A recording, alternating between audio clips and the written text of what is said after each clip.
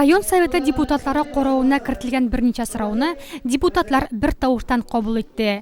Район территориясендә социаль хезмәтләр күрсәтүче учреждениеләрнең эш сыйфатын бәяләү буенча бәйсез система формалаштыру, муниципаль мөлкәт реестры турында нигезләмә, муниципаль хезмәтләр реестрын алып бару тәртибен раслау һәм муниципаль берәмлек милкендә булган мөлкәтне хосусилаштыруның прогноз планы турында иде алар. Шәһәр советы сессиясендә Нурлат шәһәрендә күрсәтелә торган торак коммуналь һәм транспорт хезмәтләренең сыйфаты турында шәһәр советы депутатларына шәһәр башкарма комитеты җитәкчесе Нәгыйм Сафиуллин җиткерде.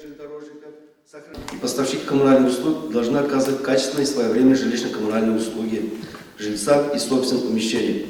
Потребители, в свою очередь, должны своевременно, в полном объеме производить оплату за оказанные жилищно-коммунальные услуги. При выполнении поставщиками и потребителями своих обязанностей можно достичь наивысших результатов. Нурлатта күп катлы 392 йортка 10 торак милек ширкәте хезмәт күрсәтә. Быел шуларның 15-е капиталь ремонтлана. Программа гамәлгә кергән 2008 елда Нурлатта 133 йорт төзекләндерелгән. Шәһәр балансындагы йортларга 10 торак коммуналь оешмасы хезмәт күрсәтә.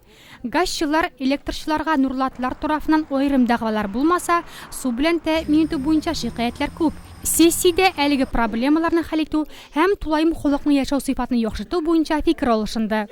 Обратиться к руководству республики с просьбой о выделении дополнительной техники к колхозу, так скажем, нашему, потому что уже видная нагрузка. Шәһәр советы сессиясендә ирекле халык дружинасы үз эшчәнлеген алып бара торган территорияләрнең чикләре билгеләнде.